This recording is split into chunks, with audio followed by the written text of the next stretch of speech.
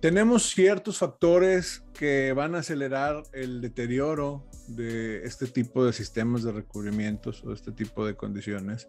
Y dice aquí, la mayoría de las degradaciones y fallas de los recubrimientos están asociadas con deficiencias, en los materiales, preparación de superficies o aplicación y curado. ¿Qué quiere decir? Es parte del mismo proceso con el cual un inspector está siempre relacionado y son puntos clave en los cuales el inspector interviene, y ahí hacemos un callback a lo que comentaba Osman sobre el plan de inspección.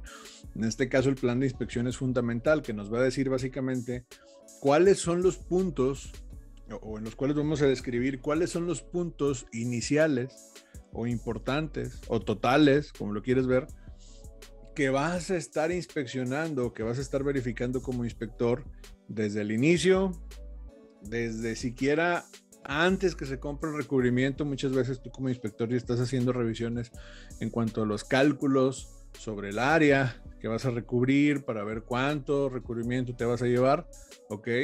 Y obviamente todo el tema de preparación de superficie, proceso de secado, proceso de curado, inspección posterior, todo eso va a ir abarcado dentro de estos puntos, ¿ok? Además, otros factores, por ejemplo, como el diseño estructural, muchas veces también nos va a jugar en contra o a jugar a favor, ¿sí? Si tú tienes una estructura, por ejemplo, tengo este accesorio aquí, ¿sí? Tienes esta pieza y por alguna razón se coloca así, pues tú sabes que en esta condición, en esta parte de este hueco, se puede guardar humedad. Entonces, si hay posibilidad, pues lo ideal sería ponerlo así, o hacerle una abertura, o ponerlo así para que tenga un agujero de drenaje.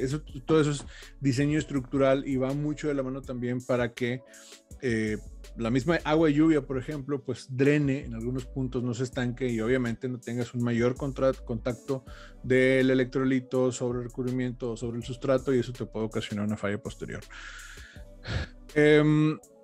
Los factores contribuyentes a la degradación del recubrimiento, pues obviamente se tratan con pinzas, se tratan con mucha cautela en algunos casos, ¿sí? Porque es importante entender ahí cierto punto, tener un poco de entendimiento de cómo se relacionan con la degradación del mismo recubrimiento, ¿ok? Y también entender que existen varias pruebas que nos pudieran ayudar a detectar o a diseñar contra de estos puntos. Normalmente cuando hablamos de los factores en cuanto al diseño estructural, ¿sí? Para recapitular un poco, estamos hablando de cómo se relaciona la misma estructura con la recolección o con la retención del agua, ¿sí? Agua de lluvia, por ejemplo. También la exposición a ambientes agresivos. Puede ser que sea un ambiente donde se hacen otros trabajos con ácidos, o donde hay este proceso del wearing o algún proceso de desgaste por algún otro fluido o por algún polvo, ¿ok? O alguna exposición a mucha condición de salinidad, o simplemente características de las superficies que se hacen un poco más difíciles de limpiar o un poco más difíciles de recubrir en algunos casos. Uno de los puntos a tomar en cuenta también son las propiedades del sustrato. Recuerda que el sustrato es el material base que prácticamente vas a estar recubriendo. Y en este caso, dice aquí que los materiales de construcción por sí tienen obviamente ciertas propiedades físicas o químicas que requieren especial atención al momento de la selección de los recubrimientos, preparación de superficie y aplicación. Y aquí hay que tomar en cuenta siempre las recomendaciones de los fabricantes de recubrimiento para pintar sobre diferentes sustratos.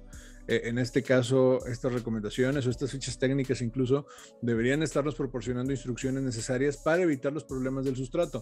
Lo vimos la sesión anterior con la ficha técnica. Una ficha técnica te va a decir, bueno, una que esté bien redactada principalmente, nos va a decir en qué puntos vamos a estar tomando en cuenta para recubrir, por ejemplo, un cierto componente epóxico sobre concreto, sobre aluminio, sobre acero, al carbón, sobre madera, incluso ahí hay varias aplicaciones, ¿sí?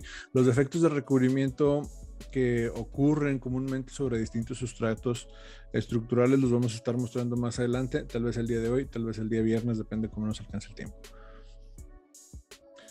Otro punto importante también es conocer las deficiencias de los materiales que pueden surgir, en este caso, de varias fuentes, según dice aquí el primer párrafo de la presentación. La especificación de un trabajo en muchos casos puede requerir que un sistema de recubrimiento que contenga capas que incluso sean incompatibles entre sí, ¿ok? Con el sustrato también puede llegar a ser incompatible o incluso con las condiciones de servicio. Y se podría haber elegido un producto de baja calidad para un ambiente severo en algunas ocasiones, o por ejemplo puede haberse cometido algún error durante la producción del mismo recubrimiento. El mismo fabricante también debe tener registrados sus lotes, y para eso es importante también que nosotros, cuando estamos aplicando recubrimientos, pues llevemos un cierto registro e incluso un cierto muestreo de distintos lotes. Te venden los frasquitos, yo tengo por aquí uno, así pequeños, ok. Hay otros que se pueden utilizar para algunas pruebas, por ejemplo, acá al menos en México, en las farmacias te venden frascos para recolección de muestras, okay, médicas. Los compras en la farmacia, te cuestan a lo mejor, no sé, 25 centavos de dólar, una cosa por el estilo. Son de plástico, no son caros, bien estériles. Y esos los puedes utilizar muchas veces para recolectar ciertos materiales, principalmente muestras de arena, para sandblast o de abrasivo, para hacer pruebas de vial, por ejemplo, o incluso algunas pequeñas muestras de los distintos lotes de material para poder analizar en caso de que se requiera posteriormente para determinar algún proceso de falla. ¿Sí? Entonces, dentro del proceso de producción también pudiera haber deficiencias en el mismo material del recubrimiento. Y el recubrimiento también en algunos otros casos podría haber sido dañado durante el envío, por ejemplo, que lo hayan abierto para ver si era recubrimiento y no era otra cosa y lo hayan cerrado mal, que lo hayan expuesto, que lo hayan intentado rebajar para poder vender más. Ha pasado casos donde a lo mejor alguien que está en el proceso de traslado, de transporte, o incluso alguna de las mismas personas de la empresa donde se va a aplicar el recubrimiento, no tienen suficiente conocimiento sobre el recubrimiento que se está aplicando o que se va a aplicar, y por ahí le dan toman un poco de recubrimiento prestado de algunas de las latas. Y dicen, ¿sabes qué? Con este voy a pintar mi casa, voy a pintar mi carro, porque piensan que es un recubrimiento normal, que se aplique normal, y tal vez no. ¿Okay? Entonces, cuando sustraen un poco de las latas y piensan que no se van a dar cuenta, pues obviamente nos están dañando nuestro mismo proceso, porque la relación de, por ejemplo, en recubrimientos de 2 o 3 componentes que se deben mezclar, pues ya va a ser menor. ¿Okay? Y no creo que le calculen mucho. Y por otro lado, pues pueden estar introduciendo a la misma lata o al mismo componente algún material extraño en sus temas de manipulación o en el mismo almacenamiento incluso. O bien, por último, algunos recubrimientos pudieran incluso haber excedido su tiempo de vida útil. También tienen un tiempo de vida o una caducidad los mismos recubrimientos. Entonces también eso debemos tomarlo en cuenta, ¿ok? Luego dice, muchas formulaciones de recubrimiento con muchos años de desempeño exitoso ya no están disponibles. Algunas de sus materias primas más importantes ya no están disponibles, o bien, como pasa por ejemplo con los recubrimientos base plomo, pues tenemos la tendencia a que de repente alguna restricción gubernamental nos lo quite. ¿Y qué haces ahí? El plomo, por ejemplo, es un excelente inhibidor de corrosión, pero pues también es excelente para tener una enfermedad. Entonces, en ese caso, una restricción, alguna regulación gubernamental, pues prohíbe el uso de la fórmula original. Entonces, pues a lo mejor ya hay que ver, en ese caso, algún análisis, sobre todo en temas de mantenimiento, la compatibilidad del recubrimiento que está aplicado contra la compatibilidad del recubrimiento que vas a aplicar. ¿Ok?